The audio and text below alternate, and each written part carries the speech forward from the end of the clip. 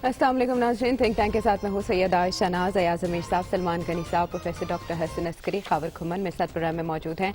और अभी हमने जाना है अपनी हेडलाइंस में कि मुल्क में क़यामत लाने का तरीका क्या है। शेख रशीद साहब बता रहे हैं कि अगर वो टेलीफोन डाटा लीक कर देते हैं तो क़यामत आ जाएगी। इससे पहले उन्होंने बहुत सी ऐसी बातें की हैं जो कि हिला रही हैं मुल्क की सियासत के मंजरनामे को, कि सियासत के दांत हाथी की तरह दिखाने के और हैं और खाने के और। होना तो यूँ चाहिए था कि APC की जो घन गरज है या गहमा गहमी है वो बरकरार रहती या सुनाई देती, लेकिन उसके बजाय कौन किससे मिला, क्यों मिला, कब मिला, ये बातें तश्तसबाम हो रही हैं। क्या इसमें कुछ नया है? इसे बैकडोर डिप्लोमेसी कहा जा सकता है, चिराग तले अंधेरा, या फिर प्याली में तूफान? ये अयाज साहब से जाने गया। अयाज साहब, ये गैर मामूली है सब कुछ होना या इसका सामने आना? नहीं, बात तो कुछ और है। बात तो ये है कि वो तकरीर का एक असर हुआ और उससे एक सूरत हाल पैदा हो गई और उससे बहुत सारे क्वार्टर्स में घबराहट पैदा हुई और उस जो तकरीर का जो बात थी उसमें उसका जवाब नहीं आया।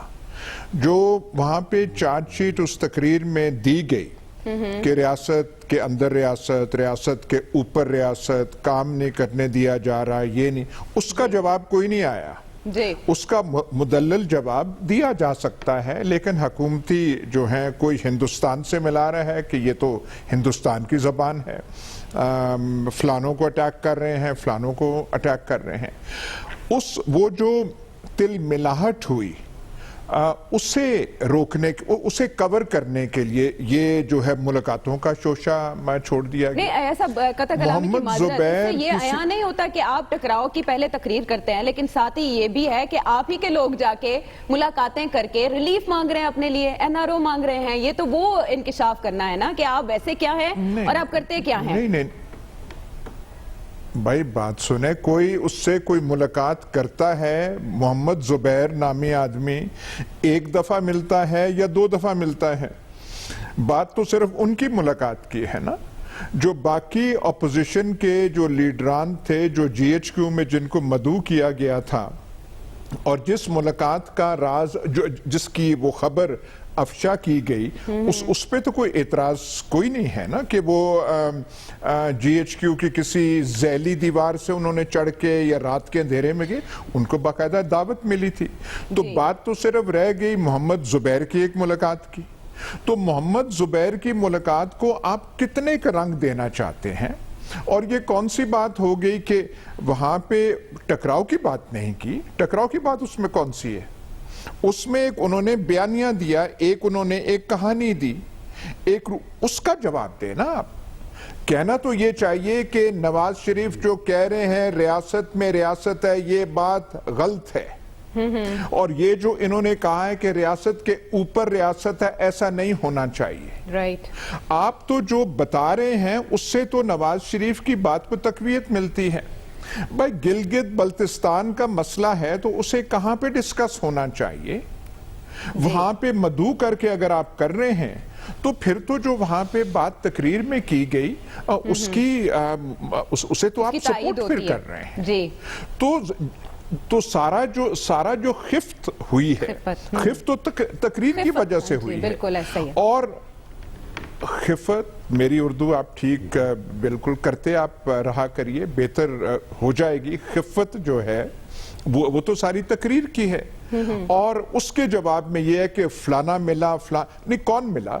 मिला तो मोहम्मद ज़ुबैर साहब ने जो आगे से कहा है कि हमारे तो जी पता नहीं जाती मरासम है और हमारे जो है हम तो खाना शाना भी ऐसे खाते हैं। और याद रहे, मोहम्मद ज़ुबैर के जो वालिद साहब थे एक जमाने के बड़े अहम जर्नैल थे, जनरल याया खान के नेशनल सिक्योरिटी एडवाइजर थे। और 70 और 71 के जो हालात हैं उनमें अगर किन्हीं जर्नैलों का नाम है वो जनरल मोहम्मद उमर का नाम है। बिल्कुल ठीक तो है। बात तो जो है वो मुलाकातों की नहीं है, बात तो तकरीर की है। जवाब तकरीर का कोई आया नहीं है। और इसमें ये जो है वजीरे, और जो बात एक सिर्फ ये जो वजीरे सब अमूर सवाए रेलवे, ये जो है पर हर रोज एक आगे प्रेस कॉन्फ्रेंस, रेलवे इनसे चलती नहीं है, रेलवे का हाल आपको पता है। और हर रोज जो है कौम को एक ये पता नहीं क्या सबक सिखा रहे होते हैं, कमेंट्री दे रहे होते हैं। ٹھیک ہے. اچھا ویسے سوال ہمارا یہی تھا کہ اس طرح کی ملاقاتیں تو ہماری سیاست میں ہوتی رہتی ہیں, ملک چلانا اپنے سول ملٹری اسٹیبلشمنٹ مل کے چلاتی ہے, تو ایسی ملاقاتوں کے مقاصد کیا ہوتے ہیں آپ کی بار انہیں ہائی لائٹ کیا جا رہا ہے؟ دیکھیں عائشہ, بہت ساری بات ایاز صاحب نے کر دی ہے, لیکن جس ملاقات کا تذکرہ ہو رہا ہے, جس ملاقات پہ سے باتیں نکل رہی ہیں, اگر آپ آئین پاکستان کے اندر دیکھیں جہاں فوج کے رول کی بات کی گئی ہے, وہاں بتایا گیا ہے کہ قومی مفادات اور سیکورٹی معاملات پر وہ تمام اقدامات کریں گے. یہ ملاقات کوئی پہلی دفعہ نہیں ہوئی, 30-35 سال سے میں جرنلزم میں ہوں, ہمیں پتہ ہے کہ یہ ملاقاتیں ہوتی ہیں. اور کل میں ایک سابق آرمی چیف ہیں جنرل اسلم بیگ صاحب, ان سے میری تفصیلی بات ہوئی. انہوں نے کہا کہ بے نظیر بھٹو صاحبہ کے دور میں میری نواز شریف صاحب اور دیگر تمام لوگوں سے ملاقاتیں ہوتی تھیں, اور ان ملاقاتوں کے اندر جہاں پر ہم انہیں سیکورٹی معاملات پر اعتماد میں لیتے ہیں, اس طرح ملکی صورتحال پر وہ ہمیں اعتماد میں لیتے ہیں اور یہ معاملات چلتے ہیں. دیکھیں جو صورتحال پیدا کر دی گئی ہے یہ بڑی امبیرسنگ پوزیشن ہے. ایک طرف سارے پاکستان کے لیے, میرے لیے, آپ کے لیے, سب کے لیے, میرے فوج کا ادارہ اس طرح ڈسکس نہیں ہونا چاہیے تھا. یہ جو آپ شیخ رشید صاحب کی بات کر رہے ہیں, شیخ صاحب میں کس کی خدمت کر رہے ہیں اس وقت؟ بات یہ کہ اگر تو وہ کہتے ہیں جی میں فوج کا ترجمان ہوں, تو میرے خیال معافی دے دیں وہ اس بات سے, قوم کو بھی معافی دے دیں. اگر آپ جیسا ترجمان ہے, اس وقت آپ کنٹرول لائن کی ذرا صورتحال دیکھیں کہ ابھی جس دن یہ واقعہ ہوا ہے 2 ہمارے جوان وہاں پر شہید ہوئے تھے اور ہم یہ انتشار بیٹھ کے پھیلا رہے تھے. بات یہ کہ وہ جہاں تک محمد زبیر کی بات ہے, وہ جنرل عمر کے بیٹے ہیں, اور میں بات سمجھتا ہوں کہ یہ اس طرح کے معاملات چلتے رہے ہیں. یہ کل کی بات ہے. کی ملاقاتوں کو بھی ڈسکلوز کرنے کی بات. دیکھیں میں کہتا ہوں سب ملتے ہیں اور پاکستانی فوج کے سربراہ سے ملتے ہیں. وہ پاکستانی فوج کا سربراہ ہے, وہ ہمارا سپہ سالار ہے. مقصد کیا ہو سکتا ہے شیخ صاحب, کسے گندا کرنا میں اسی لیے یہ بات کہہ رہا ہوں کہ آپ ایک ایسی صورتحال طاری کرنے کی کوشش کر رہے ہیں کہ ہماری فوج کے سربراہ کو قوم کی تائید حاصل ہے. دیکھیں میں تو یہاں تک کہتا ہوں کہ پاکستانی فوج سے ایک جذباتی وابستگیت دیگر صوبوں میں ہو نہ ہو, پنجاب میں بہت زیادہ تھی. پنجاب میں لوگ پوچھتے ہیں فوج کو, اور آپ ایک ایسی صورتحال طاری کرنے کی, میری فوج کا سربراہ یہاں ڈسکس نہیں ہونا چاہیے, اور جن معاملات میں ڈسکس کیا جا رہا ہے ان لوگوں کی پکڑ کرنی چاہیے کہ آخر وہ چاہتے کیا ہیں. سیاسی جماعتوں کے کھوکھلے پن کی بات کی جا رہی ہے پروفیسر صاحب کہ یہ اس میں عائشہ ایک بات, وہ جو محمد زبیر صاحب کی ملاقاتوں کی بات ہے, اگر کوئی ایسی بات تھی تو میں تو یہ اس بات کی تائید کرتا ہوں کہ ہو سکتا ہے اس کے پولیٹیکل موٹیوز ہوں, لیکن انہوں نے پھر دوسری ملاقات کیوں کی؟ ٹھیک ہے پروفیسر صاحب بتائیں ملاقاتیں کس حد تک ہونی چاہیے؟ شہباز شریف صاحب سے پوچھ لیجیے کسی دن. دیکھیں ملاقات ابھی آپ کا ورشن آ جائے گا, گورنمنٹ کا ورشن آتا ہے. بھائی صاحب اس پہ بات کرتے ہیں. آج اجمیر جامی کی بے خبر تھی اس حوالے سے اخبار میں. جی پروفیسر صاحب کہیے ملاقاتیں کس حد تک ہونی چاہیے؟ دیکھیں سیولین حکومت ملاقاتیں زیادہ ہوتی ہیں, اور یہ آج سے نہیں ہے, ہمیشہ سے ہو رہی ہیں. اور اگر نواز شریف صاحب کا وہ بیانیہ تقریر نہ آتی تو شاید یہ ایشوز نہ کھلتے. انہوں نے یہ بات کہی تو اس اگلے دن یہ کہا کہ آپ کے لوگ تو ملتے ہیں ٹھیک ہے, 1988 اس سے پہلے بھی آپ کو ملتے ہیں, لیکن ہم 88 سے اگر بات کریں IGI کس نے بنائی تھی وہ تو ہمیں بتا دیں. 90 میں پیسے کس نے تقسیم کیے تھے اور کس کس کو ملے تھے, پوری لسٹ ملتی ہے. ملاقاتیں ہوتی ہیں, یہ کوئی ایسی بات نہیں ہے, اور اس میں کوئی برائی بھی نہیں ہے. وجہ یہ ہے دیکھیے جو نواز شریف صاحب نے جو بیان دیا ہے, جو پالیسی انہوں نے کہی ہے کوئی نہیں ملے گا, یہ ایسی پالیسی ہے جس کو قائم نہیں رکھا جا سکتا. اس کی وجہ یہ ہے, اس کی 2 بڑی وجوہات بنتی ہے. پہلی وجہ تو یہ ہے کہ اب ان کی اپنی پارٹی کے اندر یہ تھنکنگ موجود ہے کہ اداروں سے بلا وجہ کنفرنٹریشن نہیں کرنی چاہیے, اور یہ صحیح ہے کہ نہیں کرنی چاہیے. دوسرا یہ ہے کہ جب آپ نکلتے ہیں یعنی پارٹی کے اندر ایک ڈیفرنسز پیدا ہوتے ہیں. پھر اس کے علاوہ جب آپ باہر آتے ہیں تو جہاں سول اور ملٹری کے اتنے زیادہ تعلقات ہوں, دوسرا یہ ہے کہ security, external security, internal security کے اتنے معاملات ہوں جتنے ہیں, ٹیررزم بھی ہے پاکستان کے اندر ہیں, تو ایسی صورت میں سول اور ملٹری کے اندر گفتگو جاری رہنی چاہیے.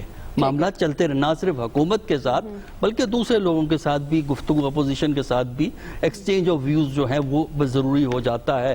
لیکن جو ہے اس قسم کی کنفرنٹریشن سے یہ چیزیں حاصل جو ہے وہ کچھ حاصل نہیں ہوتا, اور نہ ہی یہ پالیسی سسٹین ہو سکے, کیونکہ آئندہ بھی آپ یہ دیکھیے گا کہ رابطے رہیں گے اور رابطے ہوتے رہیں گے. وہ کہتے ہیں اب اعلانیہ ہوں گے, پہلے غیر اعلانیہ نہیں. دیکھیے ہوتا پتہ کیا ہے, دیکھیے ہوتا اعلانیہ کی بات نہیں ہے. دیکھیے ہوتا یہ ہے کہ عام طور پہ یہ معاملے خاموشی سے ہوتے ہیں، اور وہ جو یہ جو میٹنگ ہوئی تھی گلگت بلتستان کے، جی، وہ صرف یہ دکھانے کے لیے آرمی کی طرف سے تھی کہ گلگت بلتستان کا ایک ایسپیکٹ سیکیورٹی ایسپیکٹ ہے. اس میں وزیر اعظم نہیں تھے. وہ ٹھیک ہے، وزیر اعظم کی ملاقاتیں وہ ہوتی رہتی ہیں، آرمی چیف کی اور وزیر اعظم کی ملاقاتیں تو ہیں، بہت فریکوینٹلی ہوتی ہیں، ان کے لیے ضروری نہیں ہے. پارلیمانی رہنماؤں کے ساتھ بیٹھ جاتے، گلگت بلتستان کے حوالے سے کنسنسس ہوتا. وہ فیصلہ وہاں نہیں ہونا تھا. دیکھیے صرف وہ مطلب یہ تھا کہ اب ملٹری یہ دکھانا چاہتی تھی کہ ہمارا سیکیورٹی انٹرسٹ ہے، کیونکہ گلگت بلتستان سیکیورٹی کا ایشو بھی ہے، صرف پولیٹیکل ایشو نہیں ہے، اور اس کے علاوہ سی پیک کے لیے بہت کروشل ہے. گلگت کا شہر جو ہے وہ چائنا سے ٹریڈ کے لیے پاکستان سائٹ کا سب سے بڑا مرکز ہے، تو لہٰذا صرف یہ دکھانا چاہتے تھے. باقی رہا اس پہ جو لیجسلیشن ہونی ہے، جو قانون بننا ہے، وہ تو پولیٹیکل لیڈرز کا ہے. صرف وہ اس لیے بھی دکھانا چاہتے تھے کہ گورنمنٹ کی اور اپوزیشن کے تعلقات اتنے خراب ہیں کہ جو بھی گورنمنٹ سپانسر کرے گی وہ اپوزیشن اس میں کچھ نہ کچھ معاملہ نکال دے گی. تو لہٰذا وہ یہ دکھانا چاہتے تھے کہ ہمارا سیکیورٹی انٹرسٹ ہے، اس لیے آپ مہربانی کر کے یہ کام کر دیں. یہ ہوتا ہے ایک polite way of saying things. تو میرا خیال یہ ہے کہ جو نواز شریف صاحب کی پالیسی ہے وہ سسٹین نہیں ہوگی، اور یہ رابطے رہنے چاہیے اور ہوں گے، کیونکہ ضرورت پولیٹیشین کو بھی ہوتی ہے، ضرورت آرمی کو بھی ہوتی ہے، کیونکہ چیزیں اتنی انٹیگریٹ. دیکھیے آج جو سیکیورٹی کا کانسیپٹ ہے وہ صرف بارڈر نہیں ہے، سیکیورٹی شہر کے اندر بھی ہے، سیکیورٹی سڑکوں پہ بھی ہے، اور سیکیورٹی پروپیگنڈے کے خلاف بھی سیکیورٹی آپ کو چاہیے. سوشل میڈیا پہ جو پروپیگنڈا چلتا ہے اس کو بھی آپ نے کاؤنٹر کرنا ہے. لہٰذا جب تک سول ملٹری یہ شیئر نہیں کرتے اپنی سیکیورٹی کی رسپانسبلٹی کو، آپ ایفیکٹو سیکیورٹی نہیں کر سکتے. ٹیررزم سے ہمیں سیکھنا چاہیے.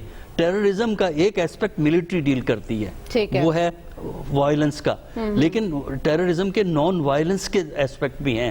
وہ وہاں معاشرہ آ جاتا ہے، وہاں لیڈرشپ آ جاتی ہے، وہاں سول سوسائٹی آ جاتی ہے. لہٰذا ان کو مل کے کام کرنا چاہیے. اچھا، اس میں خبر ہم نے ماضی میں جب بھی خلائی مخلوق کا تذکرہ نواز شریف صاحب کی زبانی سنا تو شیخ رشید صاحب کہہ رہے تھے کہ وہ اپنی پارٹی کو نقصان پہنچا رہے ہیں. اب شیخ رشید صاحب جو باتیں کر رہے ہیں وہ گیٹ نمبر 4 سے شروع ہوئے تھے، اور اب نئی اصطلاحیں وہ لے کر آ رہے ہیں اور کھول کھول کے بتا رہے ہیں کون کب کس سے کیسے ملا، کس کی خدمت کر رہے ہیں وہ. اور بہت عام سوال یہ کہ عمران خان صاحب کہاں ہیں مصروف اس ساری سچویشن میں؟ دیکھیں، نمبر 1 میں اپنے اسی پرنسپل سٹینڈ پہ رہوں گا. میں کوئی شیخ صاحب کی باتوں کو زیادہ نہ کبھی میں نے ماضی کے اندر اہمیت دی ہے، نہ ابھی اہمیت دوں گا. بات کرتے ہیں کہ جس طرح ایاز صاحب نے کہا کہ نواز شریف صاحب کی جو ایک تہلکہ امیز حکومت کی تہلکہ امیز سر جی شروع کر لینے دے بات. تہلکہ امیز جو ایک تقریر کی گئی لندن سے، انقلابی تقریر، انتہائی پراثر تقریر کہ جس کا پاکستان کی سیاست کے اندر بونچال آ گیا. اور تو اس تقریر کا واحد مقصد یہ تھا کہ پاکستان کے اندر ہر چیز اسٹیبلشمنٹ کنٹرول کرتی ہے، state within state, state above the state. یہ ایسا نہیں ہونا چاہیے. بہت اچھی بات کی، بالکل میں بھی ان کی بات کو سپورٹ کرتا ہوں. لیکن سوال یہ پیدا ہو جاتا ہے کہ کچھ تاریخی حقائق ہیں. میں زیادہ ماضی میں نہیں جاتا. وہ سلمان غنی صاحب کہتے ہیں کہ آپ چلے جاتے ہیں 60-70 آپ نے رہنا ہی حال میں، آپ ماضی میں نہیں مارچ کی بات، آپ کے پاس حال کی ذمہ داری ہے. 2009 مارچ کی بات. تھوڑا سا سلمان غنی صاحب صبر کر لیں ذرا. ایک آپ بھی اس وقت عائشہ فیلڈ میں آ چکی تھی، میں بھی تھا، 8-10 سال مجھے بھی ہو چکے ہوئے تھے. ایک مشہور زمانہ ہمارے ملک کے اندر بحالی جمہوریت اور بحالی ججز تحریک چلی تھی. اور اس تحریک جمہوریت پسند ایاز امیر صاحب اسلام آباد میں اس کے سٹینڈرڈ بیرر تھے. لاہور میں ہماری جمہوری روایات کے امین سلمان غنی صاحب بھی اس تحریک کا حصہ تھے. لاہور سے مارچ کے پہلے ہفتے میں خوبصورت موسم تھا، دھوپ نکلی ہوئی تھی، بہار کا سیزن تھا. قافلہ چلا لاہور سے بلا روک ٹوک. وہ قافلہ پہنچتا ہے گجرانوالا میں. گجرانوالا میں جو ایک وکیل تھے اس وقت تحریک کو لیڈ کر رہے تھے، چودھری اعتزاز احسن صاحب، ان کو کال جاتی ہے. اور وہ کال کون کرتا ہے؟ وہ کال کرتے ہیں اس وقت کے جو آرمی چیف جنرل کیانی صاحب. اور اس گاڑی کے اندر ہمارے جو ابھی انقلابی لیڈر ہیں جو موجود تھے، نواز شریف صاحب، فون جاتا ہے، کام ہو گیا ہے، ججز بحال ہو جائیں گے، آپ مہربانی کر کے یہیں پہ گجرانوالا میں رکیں، چڑے چڑے کھائیں، اچھے طریقے سے ناشتہ واشتہ کریں، اور آپ اس کے بعد آپ اسلام آباد جانا ہے، واپس لاہور جانا ہے تو آپ کی مرضی ہے. ہم نے سب نے دیکھا وہ ساری بات ہو گئی. اچھا، اس چیز کو چلو چھوڑے نا جو ماضی کے اندر ہوا. اب آ جائیں حال کے اندر. ابھی دیکھیں معاملہ کیا ہے, مسئلہ کیا ہے نواز شریف صاحب کا. نواز شریف صاحب کا میرے خیال میں he has been left with no options. وہ چاہ رہے ہیں کہ اس جو موجودہ سسٹم ہے اس کے اندر اس طرح کی جو ہے ہلچل پیدا کی جائے, اس طرح کا اس میں کوئی ادھیڑ پیدا کیا جائے جس میں ان کی کوئی جگہ نکل آئے اور اس جگہ کے اندر ان کی ایڈجسٹمنٹ ہو سکے. نہیں, اس تقریر کے بعد تو ایک پیج زیادہ سٹرونگ نہیں ہوا خاور. میں اسی طرف آؤں. دیکھیں تاحیات وہ نااہل ہو چکے ہوئے ہیں, ان کے پاس کوئی رستہ نہیں ہے واپسی کا. باقی آپ نے مریم صاحبہ کے جو وہ بھی مجرم ہے اس وقت بیل کے اوپر ہیں, تو ان کے پاس کیا آپشن رہ جاتا ہے. باقی جہاں تک بات کی وہ محترم شہباز شریف صاحب کی, 3 دن پہلے لاہور کے اندر ایک پریس کانفرنس ہوئی تھی, آپ نے ان کی زبان سے ایک لفظ بھی سنا اپنے بھائی کی تقریر یا موجودہ جو سارے معاملات کے بارے میں. باقی بات ہے پورے کا پورا افسانہ وہ سلمان غنی صاحب نے سنا دیا, لیکن اس میں وہ اس بات کا ذکر نہیں تھا کہ جو اصل بات ہے, حقیقت ہے. ابھی اس شہر کے اندر یا اس ملک کے اندر کس کو علم نہیں ہے, کس کا میسج لے کے محمد زبیر صاحب کس کا میسج لے کے گئے تھے, کیا ریکویسٹ تھی, کیا ڈیمانڈز تھیں, ڈیمانڈز نہیں پوری ہوئیں اور ان ڈیمانڈ چونکہ پوری نہیں ہوئیں اس لیے جواباً ایک وار کر دیا گیا ہے کہ آپ نے ہماری بات نہیں مانی کیونکہ آپ نے ہمیں دیوار آپ نے بتایا نہیں کہ وزیر اعظم کی مصروفیات کیا ہیں خاور اس سچویشن میں. ظاہر ہے وہ کہا کرتے تھے کہ میں NRO نہیں دوں گا. دیکھیں وہ تو ابھی آپ کو یہ سارا جو چیخ چہاڑ ہر سائڈ سے آپ کو سنائی دے رہا ہے, تو اس کے پیچھے پھر کون مسکرا کون رہا ہوگا اپنی ٹانگ کے اوپر ٹانگ. ہمارے پرائم منسٹر کی بھی تو کوئی اہمیت ہونی چاہیے.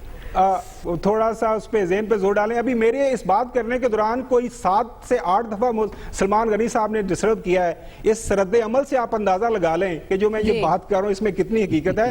شہباز شریف صاحب کے پاس سٹوری ہے, وہ بڑے جو آپ نے بھی ذکر کیا, وہ ناخوش ہیں کہ محمد زبیر صاحب کس چکر میں ملے جب میں سارے معاملات دیکھ رہا تھا. باقی یہ کوئی غیر معمولی نہیں ہے, معاملات ہوتے رہیں گے, ان کے انقلابی بیانات سنتے رہیں. پاکستان آ جائیں گے, سیاست کریں, ہم بھی دیکھیں گے, وہ بھی دیکھیں گے. باقی یہ کوئی اتنا غیر معمولی کوئی واقعہ کوئی نہیں ہو گیا جس کی بنیاد کے اوپر ہم یہ کہیں کہ ہمارے ملک کی جو سیاسی بنیادیں ہل جائیں گی یا موجودہ نظام کو بہت بڑا تھریٹ ہو جائے گا. سیاست میں انہیں سلجھانے کی تھوڑی کوشش کریں گے. بہت سے سوال ابھی باقی ہیں, بریک کے بعد واپس آتے ہیں.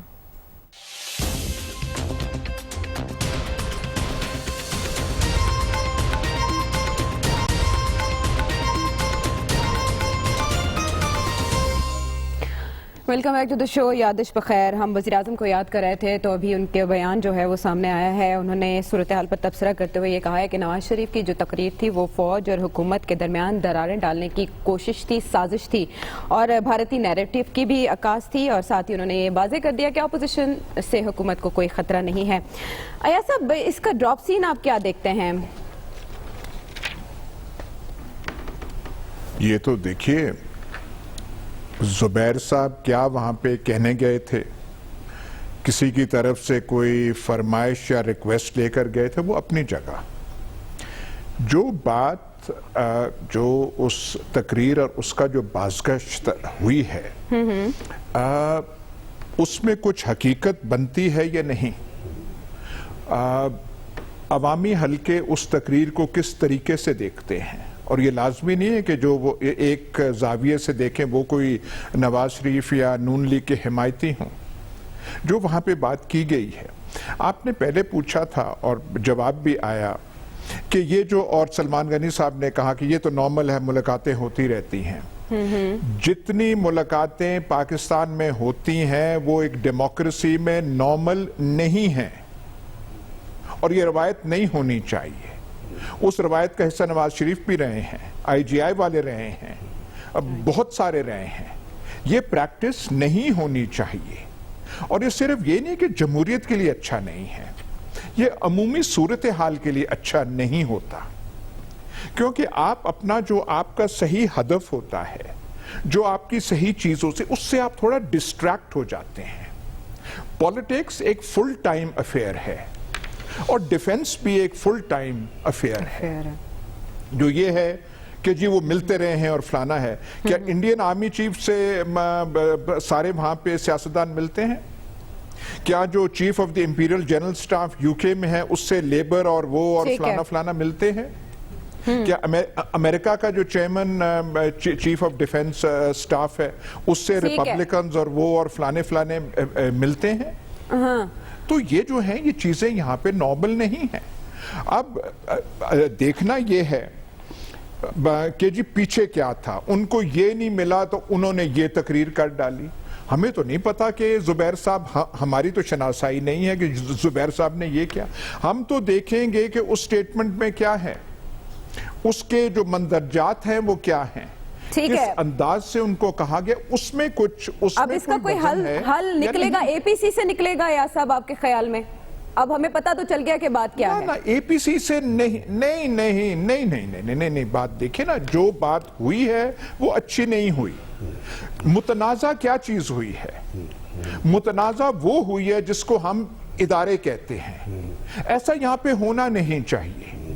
اور یہ کسی اور نے بات کی, اور مولانا فضل الرحمان کی اگر تقریر اس دن اے پی سی میں جو ہے نشر کرنے کی اجازت ہوتی یا ان کو وہ جو فیسلٹی ملتی, وہ پتہ نہیں کیا کچھ کہہ جاتے. وہ تو پہلے بھی ایسی چیزیں کہہ چکے ہیں جو شاید نواز شریف صاحب کی بات سے بھی زیادہ سخت ہوں. تو یہ اگر ایسے پبلک ڈیبیٹ اس ملک میں ایسے بن جائے, یہ کوئی اچھی چیز ہے. اور اس گورنمنٹ کی ٹرم جو ہے صرف دو نہیں, یہ نان ایشوز نہیں ہیں, یہ بہت سیریس ایشوز ہیں. These are not non issues. اور یہ صرف 2 سال ٹرم ہوئی ہے عمران خان کی. 3 سال جو باقی رہے گی اس میں یہ اگر ایسی گفتگو زور پکڑتی جائے, اور جب اداروں میں چینجز وغیرہ ہے, میں زیادہ بات نہیں کر سکتا, نہ کرنا چاہتا ہوں, تو وہاں پہ آگے یہ اچھی چیز نہیں ہے. ہمیں یہاں پہ فل ہمارا ڈیفنس, آپ دیکھتے نہیں ہیں جو روز یہ جو ہے کے پی کے میں بلوچستان میں جو ہمارے لاسز ہو رہے ہیں وہ کوئی تھوڑی تو نہیں ہو رہے, ان پہ ہم زیادہ وہ گفتگو نہیں کرتے. تو دھیان وہاں پہ جانا چاہیے. یہ جو چیز ہے, جو موجودہ سچویشن ہے, اور جس طریقے سے پی ٹی آئی والے ون پیج کہتے ہیں, ون پیج کا مطلب ہے کہ آپ کا جو ٹوکرا ہے پھر کوئی اور اٹھائے گا, بالکل ٹھیک, آپ پہ جو تنقید آئے گی وہ کوئی اور اس کی جواب دے گا. تو اس لحاظ سے یہ اچھا نہیں ہے.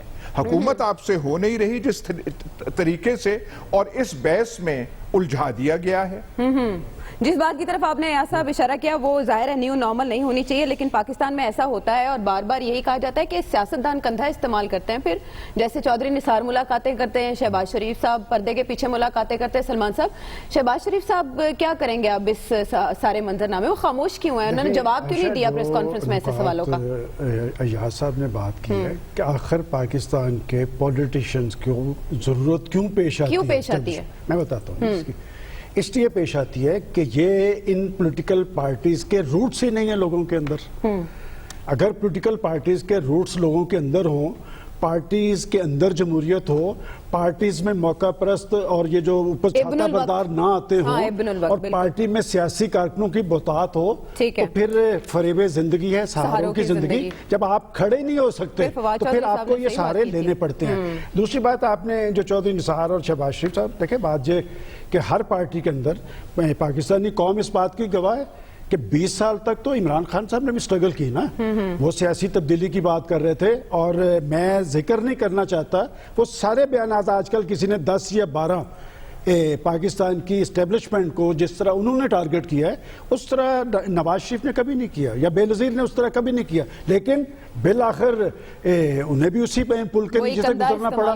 اسی طرح بقول ایاز امیر صاحب کے پھٹے بھی لگے, سیڑھیاں بھی لگی, محکمہ زراعت بھی حرکت میں آیا. میں سمجھتا ہوں جب تک پاکستان کا پولیٹیکل سسٹم مضبوط نہیں ہوگا انہیں سہارے لینے پڑیں گے. جہاں تک خاور صاحب وہ بار بار شہباز شریف کی بات کرتے ہیں, میں آج انہیں یہ کہنا چاہتا ہوں کہ شہباز شریف نے بالآخر آج کل جو سب سے زیادہ جو بندہ ہضم نہیں ہو رہا ہے اسلام آباد میں وہ شہباز شریف ہے. خاور صاحب, آپ کا مسئلہ اسلام آباد کا جو ہے وہ شہباز شریف نہیں حل کرنا ہے, اور میں نے تو اس لیے کہہ دیا کہ باوجود نواز شریف صاحب نے جو پابندی لگائی ہے نا, یہ پابندی کے باوجود یہ رابطے جاری رہیں گے, اور بالآخر شہباز شریف صاحب ہی مسئلہ حل کریں گے. آپ کا مسئلہ اور اسلام آباد کا مسئلہ شہباز شریف صاحب حل کریں گے. یہ تو اگر جیل چلے گئے وہ, جب تک ان کی ضمانت ہے, سلمان صاحب جیل جانے کی صورت میں دیکھیں بات یہ کہ جیل جائے انہیں بھجوانے کی خواہش کس کی ہے اس وقت, اور بہت ساری چیزیں چل رہی ہیں, لہٰذا بھی دیکھتے جائیں آپ. دیکھیں جو ایشو جو ہے کہ یہ پالیسی کیا امپیکٹ ہوگا, کس طرح آگے کو معاملے چلیں گے, وہ تو میں نے پہلے کہا ہے کہ جو نواز شریف شریف صاحب نے کہا ہے کہ کوئی نہ ملے بغیر اجازت کے وغیرہ وغیرہ، یہ پالیسی سسٹین نہیں ہوگی. اس کی دو مثالیں اس سے پہلے موجود ہیں. 2012 جنوری 2012 میں گیلانی صاحب پرائم منسٹر تھے، انہوں نے کہا تھا اسٹیٹ ود ان اسٹیٹ کی ہم اجازت نہیں دیں گے. بالکل اسی ٹرم کو نواز شریف صاحب نے تو وہ اس کے بعد حالات بدلے. پھر اس کے بعد ڈان لیگ کے دور کا بھول گئے اب. ڈان لیگ میں یہ ہماری سیکیورٹی کو خراب کرتے ہیں اس قسم کی باتیں کر کے. اس کے بعد ایک کمپرومائز ہو گیا. یہاں پہ جو ہے نا، یہاں پہ بھی آپ یہ دیکھیے گا، اس کے لیے دو تین چیزیں ہیں. پہلی تو یہ ہے کہ اس کا جو نیگیٹو امپیکٹ آپ پارٹی کے اندر دیکھیں گے، پی ایم ایل این کے اندر دیکھیں گے. کچھ لوگ اس کو اپریشیٹ کریں گے کہ بہت اچھا کیا، ڈنڈا چلا دیا. بہت سے لوگ کہیں گے اداروں سے ڈنڈا نہیں چلایا کرتے. اچھا، ایک تو یہ ہے. دوسرا اس کی سائڈ یہ ہے گورنمنٹ کو کیا کرنا چاہیے. گورنمنٹ کو بیان بازی جو شیخ رشید صاحب کر رہے ہیں یا کوئی اور بھی کرتے ہیں، بیان بازی سے پرہیز کرنا چاہیے. گورنمنٹ کی جو پرفارمنس پہ جج ہوتا ہے، گورنمنٹ کی گفتگو کی ضرورت نہیں ہوتی، گورنمنٹ کی کارکردگی کی ضرورت ہوتی ہے. اور کارکردگی وہ جس سے کہ عوام کو ریلیف ملے. ایک تو اس طرف توجہ دیں. دوسری طرف ان کے ایک ایڈوائزر ہیں، میرا خیال ایڈوائزر ہیں جو اکاؤنٹیبلٹی پہ بیان جاری کرتے رہتے ہیں. جی، میرا خیال یہ ہے کہ اکاؤنٹیبلٹی کو آپ نیب پہ چھوڑ دیں. اکاؤنٹیبلٹی کو گورنمنٹ پہ بیان بازی سے، جب بار بار وہ جو نان الیکٹڈ ایڈوائزر ہیں جو وہ بار بار بیان دیتے رہتے ہیں، صبح شام دوپہر ٹیلی ویژن کے اوپر پریس کانفرنسیں کرتے ہیں، اس سے یہ امپریشن پڑتا ہے جو کہ چارج بنتا ہے کہ حکومت اکاؤنٹیبلٹی کروا رہی ہے. تو میرا خیال ہے کہ پرائم منسٹر صاحب کو چاہیے کہ اپنے وزراء ایڈوائزرز کو کہیں ذرا گفتگو کو تھام کے رکھیں، اور یہ بجائے گفتگو کرنے کے لیے سارے وزراء کو چاہیے کہ حکومت کی کارکردگی کو بہتر کریں. اگر حکومت کی کارکردگی کو بہتر کریں گے تو اس قسم کے بیانات کا کوئی منفی اثر نہیں ہوگا. لیکن اگر حکومت کی کارکردگی نہیں ہوگی تو یہ بیانات حکومت کے لیے درد سر بنتے رہیں گے. کارکردگی کیا ہے اس پر تو ہم نے ابھی بات کرنی ہے، لیکن خبر اب اگر ہم سم اپ کریں اس کو تو اس ساری صورتحال کے آئندہ سیاسی منظرنامے پر کیا اثرات ہوں گے؟ کیونکہ اکتوبر سے تو اپوزیشن اپنے پلان پر عمل درآمد کا آغاز کرے گی. عائشہ دیکھیں، آئیڈیلی اسپیکنگ جو ایاز صاحب نے بات کی ہے کہ یہ نہیں ہونا چاہیے. یہ جو ساری کی ساری بحث ہو رہی ہے اس سے کسی کو کوئی فائدہ نہیں ہے. یہ کوئی ون ون سچویشن نہیں ہے. اس میں کسی کی نہ جیت ہوئی ہے نہ کسی ہار ہوئی ہے. میرے خیال میں یہ تمام پارٹیز کے لیے ایک امبیرسنگ سچویشن ہے. لیکن اس کے ساتھ ساتھ حقیقت یہ ہے کہ ہر ملک کا ایک اپنا نظام ہے. اچھے یا برے طریقے سے آپ کے 73 سال کے دوران یہی ایک نظام آپ نے اس کو معرض وجود میں لے کے آئے ہیں. حقیقت یہ ہے کہ سب سے پہلے ISI کے اندر ایک جو سیاسی ونگ بنایا تھا، اگر میں تاریخ صحیح کوٹ کر رہا ہوں، وہ ہمارے سب سے بڑے جمہوریت پسند ذوالفقار علی بھٹو تھے. ISI کی جو انوالومنٹ پالیٹکس کے اندر ہوئی تھی وہاں سے شروع ہوئی تھی. اس کے بعد لگاتار سارے کے سارے معاملات چلتے رہے. ابھی یہ بات کر رہے تھے مولانا فضل الرحمان صاحب کی. آپ کو یاد ہے مشہور زمانہ جو وکی لیکس امریکن آئی تھیں 2007 میں جب NRO ہو گیا تو اسی دوران مولانا فضل الرحمان صاحب مولانا غفور حیدری کے ساتھ این اے پیٹرسن یہاں پہ امبیسڈر تھی US کی، ان کے ساتھ گئے، ملے اور کہا کہ جی چھوڑیں پیپلز پارٹی کو، آپ سارے انڈے ایک ہی باسکٹ میں ڈال رہے ہیں، ہمیں اپنی خدمت کا موقع دیں. یہ لکھی پڑی بات ہے، یہ رپورٹ ہوئی ہے، اس کی ساری تفصیل ہے. معاملہ یہ ہے کہ ہم نے آگے کیسے بڑھنا ہے. دیکھیں پوری دنیا کے اندر جتنے بھی جہاں پہ بھی جمہوریت ہوئی ہے، پنپی ہے، وہاں پہ تھوڑا ٹائم لگا ہے. ہم برطانیہ کی بات کرتے ہیں، برطانیہ کے پاس ریٹن کانسٹیٹیوشن نہیں ہے، لیکن صدیوں کے بعد انہوں نے ایسی مستحکم روایات قائم کر لی ہیں کہ اب کوئی آگے پیچھے نہیں دیکھتا. اب جو سلمان غنی صاحب نے بات کی، بہت اچھی اور خوبصورت بات ہے کہ ہم بات کرتے ہیں جی پرنسپلز کی، ہم بات کرتے ہیں رول آف لاء کی. کون سی ایسی سیاسی جماعت ہے ہمارے ملک کے اندر جس کے اندر جمہوریت ہے؟ بلاول بھٹو زرداری اس لیے پارٹی چیئرمین ہیں کہ وہ محترمہ بینظیر بھٹو صاحبہ کے بیٹے ہیں. مریم نواز صاحبہ اس لیے بیانات دیتی ہیں اور ان کے بیانات کو اہمیت دی جاتی ہے کہ وہ نواز شریف صاحبہ کی بیٹی ہیں. کسی پارٹی کے اندر کوئی جمہوریت وہاں پہ یا کیا کسی سیاسی لیڈر کو پرمنے کی اجازت ملی ہے؟ بہت زیادہ ifs and buts ہیں، اور ان ifs and buts سے آگے نکلنے کے لیے ہمارے جو جمہوریت پسند ہیں انہی کو تھوڑا سی قربانی دینی پڑے گی، دل بڑا کرنا پڑے گا. ہم نے دیکھا 2002 سے آنورڈ ہر اسمبلی نے ٹائم پورا کیا ہے. 2013 کے اندر پیپلز پارٹی نے ڈیلیور نہیں کیا, نون لیگ آ گئی, نون لیگ کے جو بھی مسائل تھے ان کی پرفارمنس کے حوالے سے اب عمران خان صاحب آئے, ان پتہ چل جائے گا ان کے تنوں میں بھی کتنا تیل ہے. 2 سال گزر گئے ہیں, پرفارمنس بالکل اس کے اوپر بہت زیادہ سوالات ہیں, خدشات ہیں, اور ہونے بھی چاہیے. گورنمنٹ کا کام ہوتا ہے لوگوں کو ریلیف دینا, لیکن ہم اس میں کسی کو یہ ثابت کرنا شروع کر دیں کہ نواز شریف صاحب نے یہ جو پتھر مارا ہے یہ بہت یہ اصول پسندی کا مظاہرہ کیا ہے, یا اس کا جواب حکومت نے نہیں دیا تو وہ بالکل ڈر گئے ہیں, یا شیخ رشید صاحب اس کے اوپر جو بیان بازی کر رہے ہیں تو وہ بہت غلط کر رہے ہیں.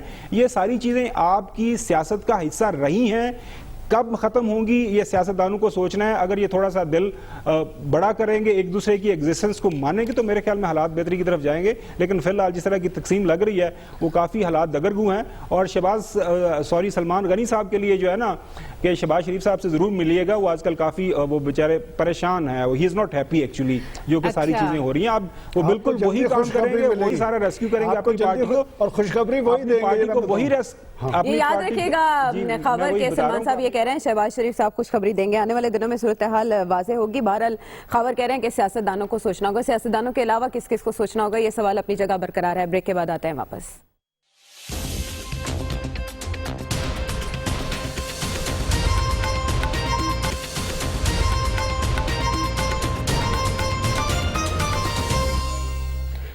ویلکم بیک ٹو دی شو. اور اب کچھ حکومتی کارکردگی کی بات کر لیتے ہیں. اگر کہیں پہ بھی کوئی تنقید اپوزیشن کو کرنے کا موقع ملتا ہے تو اگر حکومت کی کوئی کارکردگی ہوگی تو اس پر بند باندھا جا سکتا ہے. لیکن ہم کیا سن رہے ہیں, ہم ابھی تھوڑے عرصے میں بجلی پہلے سستی کرنے کی خوشخبری سنائی گئی تھی, اب مہنگی ہونے جا رہی ہے. یوٹیلیٹی سٹورز پر اشیاء خورونوش مہنگی ہو گئی ہیں. اگر آپ بیمار پڑ جاتے ہیں تو ادویات بھی اسی لیے مہنگی کی گئی ہیں 262% تقریباً, تاکہ آپ کو ادویات دستیاب ہوں.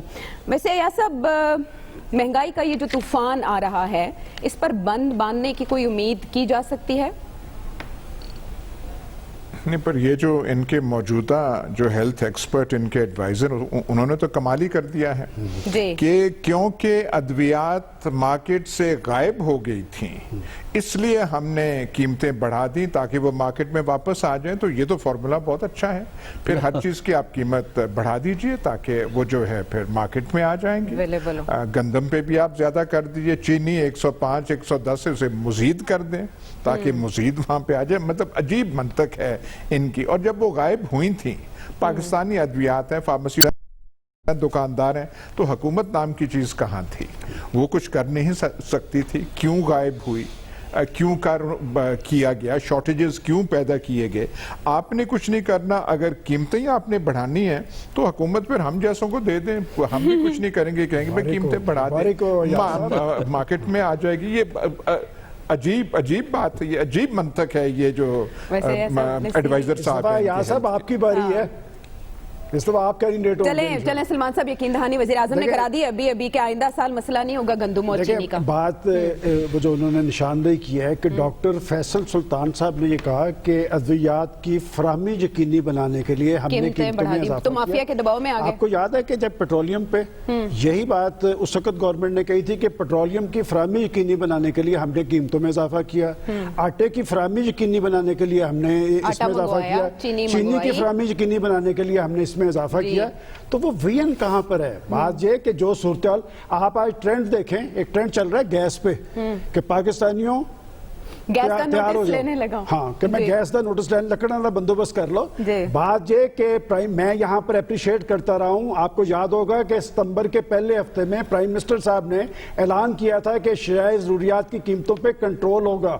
تو ابھی چینی کی قیمتیں نکال رہے ہیں, آٹے کی قیمتیں نکال رہے ہیں. دیکھیں لوگوں کا اصل ایشوز یہ ہیں لوگوں کے, اور اس سے توجہ اٹھانے کے لیے سارا میلہ لگایا جاتا ہے, یہ بیانات کا یہ سلسلے, نت نئے ایشوز, نان ایشوز کو آواز دی جاتی ہے, اور ہر ہفتے کے اندر ایک نیا ایشو آ جاتا ہے تاکہ لوگوں کے اندر سکت نہ رہے, ان میں قوت مدافعت ختم کر دی جائے, روٹی دال کی انہیں ڈال دی جائے. میں نے پہلے بھی کہا تھا, میں پورے وثوق سے آپ کو یہ بات کہہ رہا ہوں کہ لوگ 2 وقت کی روٹی نہیں کھا پا رہے. جو سرکاری ملازم جو حلال کمائی کرتے ہیں وہ 2 وقت کی روٹی نہیں کھا پا رہے. ان کے بچوں کی صحت, ان کے بچوں کی تعلیم, دیگر ایشوز. میں سمجھتا ہوں اگر جمہوری حکومتیں یہ ہے نا تو پھر رجوع کر لیں کہیں اور. مہنگائی کے خلاف وہ تو وزیر اعظم احکامات بھی دیتے رہتے ہیں پروفیسر صاحب. پھر مافیا کے دباؤ میں کیسے آ جاتا ہے؟ دیکھیے بیان دینا، احکامات تو میرا خیال ہے شاید وہ کم دیتے ہیں، لیکن بیان ضرور انہوں نے دیے ہیں، کیونکہ احکام وہ اپنی پروونشل حکومت کو دیں. وجہ یہ ہے کہ یہ کام بنیادی طور پر پروونشل حکومت کا ہے، اگرچہ فیڈرل حکومت کا بھی رول ہوتا ہے، کرائسس جب بڑھتی ہیں فیڈرل حکومت فیصلے کرتی ہے، لیکن جو مارکیٹ کنٹرول کرنی ہوتی ہے وہ آپ کی پروونشل ایڈمنسٹریشن اور ڈسٹرکٹ ایڈمنسٹریشن کرتی ہے. اور اس میں یہ لگتا ہمارے ہاں کم از کم یہ اندازہ ہوتا ہے کہ یہ ایک ایسا ایریا ہے جس میں گورنمنٹ مسلسل ناکام ہو رہی ہے، اور اس کے اندر ہمیں ایسا لگتا ہے کہ جو آپ کی مارکیٹ فورسز ہیں ان کی پہنچ اتنی زیادہ گورنمنٹ کے اندر ہے کہ گورنمنٹ ان کے سامنے ہیلپ لیس ہے، اور یہ کہا جاتا ہے جی ہم نے قیمتیں بڑھائی ہیں تاکہ چیز اویلیبلٹی ہو سکے. یہ نسخہ ہے نا کہ چیزیں شارٹ کر دو قیمت بڑھ جائے گی.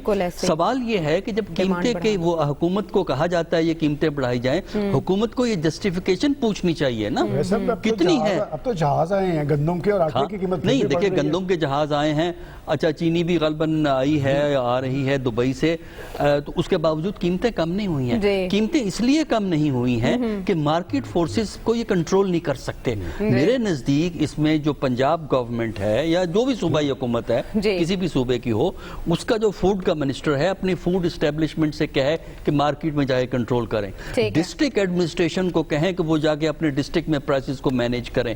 اور اس کے علاوہ جو یہ آرگنائزیشنز ہیں، میڈیسن والوں کی آرگنائزیشن ہے، یہ گندم والوں کی ہے، چینی والوں کی ہے، ان سے پوچھیں نا، آپ ایکسپوز کریں، آپ ان کو بتائیں کہ یہ پروفٹ کتنا کما رہے ہیں. لیکن ہوتا یہ ہے کہ ان کا انفلوئنس اتنا زیادہ ہے کہ گورنمنٹ جو ہے وہ ڈرتی ہے. اب یہ 262% یا کچھ دوائیوں قیمتوں کی بات ہو رہی ہے، ہمیں یہ بتایا جائے کہ اس میں جو یہ مارجن آف پروفٹ کتنا ہے اس کے اندر، کیونکہ یہ جو مارکیٹ فورسز کو کھلی چھٹی دیں گے تو وہ مارجن آف پروفٹ اپنا کام نہیں کرتے. خبر لگام کیوں نہیں ڈالی جا سکی مارکیٹ فورسز کو؟ عمران خان صاحب ہمیں خوشخبریاں سناتے ہیں، اس کے بعد کچھ عرصے بعد وہ تہس نہس ہو جاتا ہے سب، اور عوام پھر وہی ریلیف کو ترستے رہ جاتے ہیں. دیکھیں یہ بالکل ٹھیک بات کی سلمان غنی صاحب نے کہ اپوزیشن خام خام میں ایسے ہلکان ہو رہی ہے، اس طرح کے میلے ٹھیلے لگا کے میریٹ کے اندر اے پی سیز کر رہے ہیں. حکومت اپنے لیے خود ہی کافی ہے. میں تو پہلے دن سے یہ بات کر رہا ہوں. دیکھیں اس ملک کے جو جنون ایشو یقینی طور پر ہمارے ملک کے اندر مہنگائی، ان امپلائمنٹ، یہ سارے ایشوز ہیں، اور ہماری اپوزیشن کو اسی ایشو کے اوپر ریلیز نکالنی چاہیے، اس ایشو کے اوپر بات کرنی چاہیے، بجائے اس کے کہ جی تم سلیکٹڈ ہو، تم نالائق ہو، تم نااہل ہو. وہ درمیان میں بیچارہ غریب آدمی کہیں آگے پیچھے ہو جاتا ہے. حکومت پہ پریشر رکھیں، انہی ایشوز کو ہائی لائٹ کریں اور بتائیں کہ ہم یہ کر رہے تھے، انہوں نے یہ کیا، اس کی وجہ سے یہ مہنگائی ہوئی ہے. اور سب سے اہم بات عائشہ دیکھیں، کسی بھی میں مطلب پورے وثوق کے ساتھ کہتا ہوں کہ ان کو کوئی اپوزیشن کی ضرورت نہیں پڑے گی عمران خان یا تحریک انصاف کی حکومت کو. 2 سال ہو گئے ہیں، باقی آپ کے 2.25 سال ہو گئے ہیں، آلموسٹ ہاف ٹرم رہ گئی ہے. ڈیلیور نہیں کریں گے، ان کے اپنے لوگ ان کو اٹھا کے پھینک دیں گے، تو ضرورت نہیں پڑے گی اپوزیشن کی. لہٰذا یہ سیریس ایشو ہے. اچھا فارمولا آپ نے وضع کر دیا، اسی پر پروگرام ختم کریں گے. ناظرین آپ کے فیڈ بیک کا رہے گا انتظار. اگلے پروگرام تک کے لیے اللہ نے کے بعد.